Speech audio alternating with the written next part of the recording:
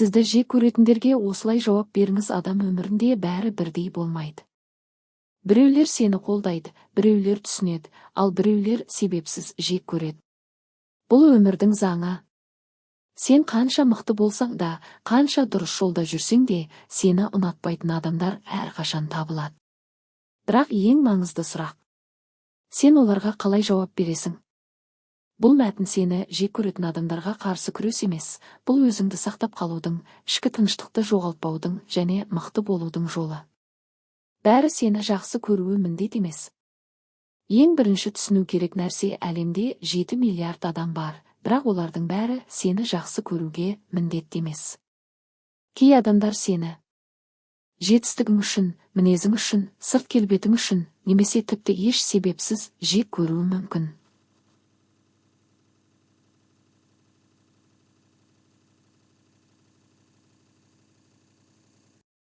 Бірақ бұл сенің құныңды төмендетпейді. Өйткені сенің құның басқалардың пікіріне байланысты емес. Егер сен бәріне ұнауға тырыссаң, сен өз-өзіңді жоғалтып аласың. Жек көру әлсіз адамның реакциясы. Көп жағдайда адам басқаны неге жек көреді? Өйткені өз өміріне көңілі толмайды, ішкі қызғаныш бар, өзінде жетіспейтін нәрсені сенен көреді, немесе жай ғана негативке үйреніп қалған. Шын мәнінде біреуді себепсіз жек көру ол адамның ішкі әлсіздігі. Сен мұны түсінген кезде олардың сөзі саған ауыр тидіруін қояды. Ең күшті жауап үнсіздік. Сені жек көретін адамға ең жақсы жауап дәлелдеу емес, айқайлау емес, ұрсу емес. Ең күшті жауап үнсіздік. Үнсіздік деген әлсіздік емес. Үнсіздік деген бақылау. Сен жауап бермеген кезде олар өз энергиясын жоғалтады, сен өз тыныштығыңды сақтайсың, жағдай бақылаудан шықпайды. Кейде үнсіз қалу ең үлкен жеңіс. Өзіңді дәлелдеудің қажеті жоқ. Көп адам қателесетін жер бәріне өздерін дәлелдеу. Бірақ шындық мынау: сені түсінгісі келмейтін адамды ештеңемен дәлелдей алмайсың. Сен қанша түсіндірсең де, олар өз пікірінде қалады. Сондықтан энергияңды босқа жұмсама. Өз жолыңмен жүр. Нәтиже ең жақсы жауап. Жек көру сенің өсуіңнің белгісі. Бір нәрсені түсін: егер сені ешкім сынамаса, демек сен дамымайсың. Ал егер сені талқылап жатса, қызғанып жатса, жек көріп жатса, онда бұл бір нәрсені білдіреді: сен алға жылжып келесің, тек орында тұрған адамды ешкім талқыламайды. Олардың сөзін жүрекке жақын алма. Адамдардың сөзі бұл тек сөз.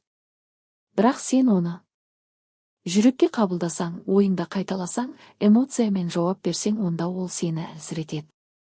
Сондықтан маңызды ереже: барлық сөзге мән берме, барлық пікірге құлақ аспа, өз фильтрің болсын. Ішкі тыныштық ең үлкен күш. Сені жек көретін адамдардан қорғанудың ең жақсы жолы ішкі тыныштық. Егер сен сабырлы болсаң, олардың сөзі әсер етпейді. Сен эмоцияға берілмейсің, сен басқаруды жоғалтпайсың. Тыныш адам ең қауіпті қарсылас емес, ең мықты адам. Сын мен жек көруді ажырат. Маңызды нәрсе: сын көмектесуі мүмкін, жек көру жай негатив. Егер біреу саған шын кеңес берсе, оны тыңда. Бірақ егер ол тек қорлау, кемсіту, мазақ ету болса, онда ол саған қажет емес. Сенің бағытың сенің жауаптарыңнан маңызды. Сен әр жек көруге жауап беріп отырсаң, сен өз жолыңнан ауытқисың. Бірақ егер сен жұмыс істесең, дамысаң, арманыңмен жүрсең, онда олар өздері тоқтайды. Өйткені нәтиже ең қатты жауап. Олардың пікірі сенің шындығың емес. Адамдар сен туралы не ойласа да, ол тек олардың ойы. Бірақ бұл сенің шындығың емес. Сен өзіңді қалай көрсең, сол маңызды. Өзіне деген сенім сыртқы пікірден жоғары болу керек, ішкі тұрақтылыққа негізделу керек. Шекара қоюды үйрен. Егер біреу үнемі сені кемсітсе, энергияңды алса, негатив таратса, онда шекара қою керек.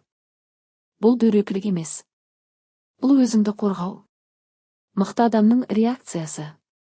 Мықты адам айқайламайды, дәлелдемейді, ренжімейді. Ол жұмыс істейді, өседі, тыныш жүреді. Және бір күні оның нәтижесі бәріне жауап береді. Кешіру өзің үшін. Сені жек көретін адамды кешіру олар үшін емес, сен үшін. Өйткені кек сақтау энергияны жояды, ашу ішкі тыныштықты бұзады.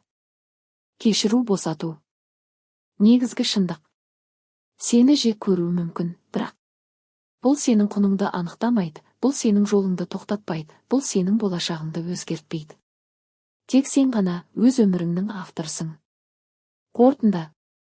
Сені жек көретін адамдарға ең дұрыс жауап тыныштық, нәтиже және өз жолың. Есіңде болсын. Айқай емес сабыр жеңеді, сөз емес нәтиже жеңеді, ашумен емес ақылмен жеңесің. Егер сен бұған шыдасаң, сен әлсіз емес, керісінше өте мықты адамсың. Өйткені шынайы күш бәріне жауап беру емес, өз жолыңнан таймай жүру.